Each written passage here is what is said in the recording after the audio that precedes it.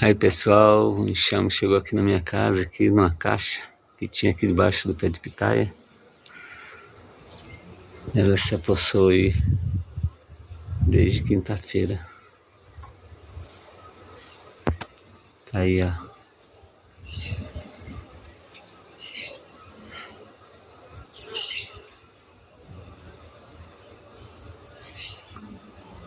Já estão chegando com pólen.